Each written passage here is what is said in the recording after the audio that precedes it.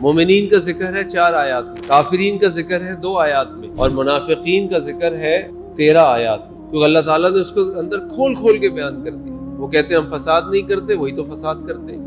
وہ سمجھتے اللہ کو دھوکہ دے رہے ہیں، وہ اپنے آپ کو دھوکہ دے رہے ہیں۔ تو بار بار اللہ تعالیٰ نے ان کی جو بھی خصلتیں ہیں اور جو بھی ان کی عادات ہیں، اللہ تعالیٰ نے تفصیل سے بیان کی۔ کیوں؟ تاکہ ہم سب اپنے آپ کو نفاق سے بچانے والے بن جائیں۔ اور یہ اللہ کو اتنا ناپسند ہے، اتنا ناپسند ہے کہ اللہ تعالیٰ قرآن میں فرماتے ہیں ان المنافقین فی الدرک الاسفل من النار، منافقین جہنم کے سب سے نچلے گڑھے میں ہوں گے۔ اور پھر نفاق کے بارے میں بھی سمجھ لیں کہ نفاق 2 طرح کے ہوتے ہیں۔ ایک نفاق اعتقادی ہوتا ہے جس کو نفاق اکبر کہتے ہیں، اور ایک نفاق عملی ہوتا ہے جس کو نفاق اصغر کہتے ہیں۔ جو نفاق اکبر اعتقادی ہوتا ہے وہ یہ ہوتا ہے کہ بندہ زبان سے تو کہتا ہے مسلمان ہوں، لیکن دل میں نہ اس کو اللہ پہ یقین ہوتا ہے، نہ رسول پہ یقین ہوتا ہے، نہ چیز پہ یقین ہوتا ہے، بس وہ دکھاوے کے لیے کر رہا ہوتا ہے۔ اور ایسا شخص، ایسا جس کے بعد نفاق ہے، وہ پکا جہنمی، مسلمان ہے ہی نہیں۔ اور جو نفاق عملی ہوتا ہے وہ یہ ہوتا ہے کہ وہ شخص مسلمان ہے، وہ اللہ اس کے رسول پر ایمان بھی لے کر آتا ہے، لیکن اس کے اندر ایسی عادات ہیں جو منافقین کے اندر عادات ہیں۔